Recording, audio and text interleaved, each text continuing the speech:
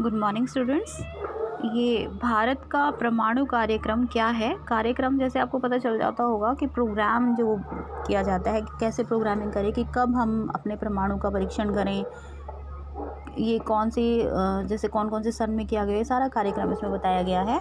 जैसे कि 1974 में पोखरण में भारत ने अपना पहला परमाणु परीक्षण किया था।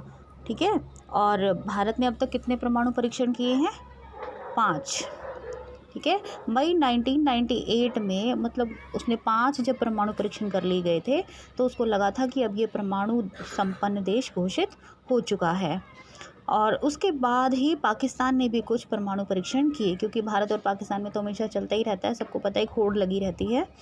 तो इस तरीके से उन्होंने क्या हुआ, इन परीक्षणों के कारण क्षेत्र में एक नया प्रकार का शक्ति संतुलन बन गया।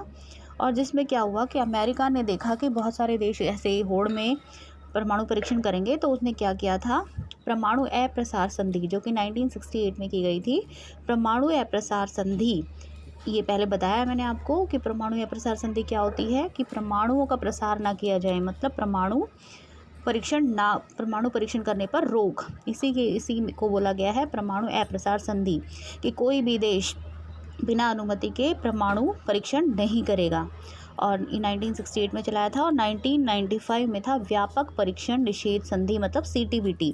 ये भी एक संधि है जिस पर हस्ताक्षर कराए गए थे कि कोई भी देश अब परमाणु परीक्षण नहीं करेगा। लेकिन भारत ने इस पर हस्ताक्षर नहीं किए थे, क्योंकि उसको ये लगा था कि ये भेदभावपूर्ण नीति है। क्योंकि जो परमाणु संपन्न देश हैं, जो वो केवल 5 ही देश हैं, आज की क्लास में आपने सुना ही होगा, वो केवल 5 ही देश हैं जो विकसित देश हैं जिन्हें ये अनुमति दी गई है, लेकिन कोई और इसके अलावा इन पर मतलब परमाणु परीक्षण नहीं कर सकता। तो भारत ने इसे भेदभावपूर्ण नीति माना। तो CTBT क्या है? CTBT एक ऐसी संधि है जिसमें कहा गया है कि कोई भी देश परमाणु परीक्षण नहीं करेगा। ठीक है, तो इसे भेदभावपूर्ण नीति मानते हुए भारत ने इस पर हस्ताक्षर नहीं किए। ये थे भारत का परमाणु कार्यक्रम।